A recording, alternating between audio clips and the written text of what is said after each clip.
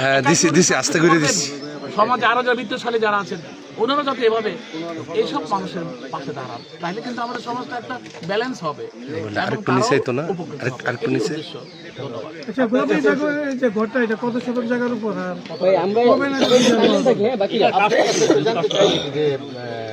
আসলে কি বার্তা দিতে চাচ্ছেন আপনারা যে এই ঘরটা করে একটু নিচে তো না, আপনি উপরে, আপনি তার উপরে তুলতে হবে। একটা সংগঠন আছে, একটা মানবিক সংগঠন, বাংলাদেশ জাতীয় পৃষ্ঠপোষকতায় আমার প্রিয় নেতা জনাব তারেক রহমানের পৃষ্ঠপোষকতায় আমরা বিএনপি পরিবার নামে একটি সংগঠন আছে। সেই তারা মানবিক কাজে তারা ব্যস্ত থাকেন, যেখানে মানুষ নিগৃহীত অসহায় মানুষ তাদের পাশে গিয়ে তারা দাঁড়ান। তারই একটি প্রমাণ, তারই একটি দৃষ্টান্ত হচ্ছে আজকের যে আমাদের গোলাপী। এই উনি যখন ওনাকে এই রাস্তা থেকে ওনাকে চিকিৎসার জন্য হাসপাতালে নেওয়া হয়, তখন কিন্তু বিএনপি সরকারই ছিল না।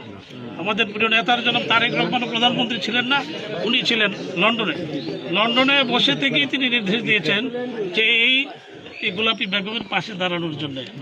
আজকে আমাদের এই যে আমরা বিএনপির পরিবার যে ওনার পাশে দাঁড়িয়েছেন, আমার নবীনগরের একজন অসহায় এই বৃদ্ধ নারীর পাশে দাঁড়িয়েছেন, সেজন্য আমি ব্রাহ্মণবাড়িয়া 5 নবীনগরের সর্বস্তরের জনসাধারণের পক্ষ থেকে আমি আমার প্রিয় নেতা জনাব তারেক রহমানকে আমি ধন্যবাদ জানাই, শুভেচ্ছা জানাই। পাশাপাশি আমরা বিএনপি পরিবার যে সংগঠন, সে সংগঠনকে আমি অভিনন্দন ও শুভেচ্ছা জানাচ্ছি।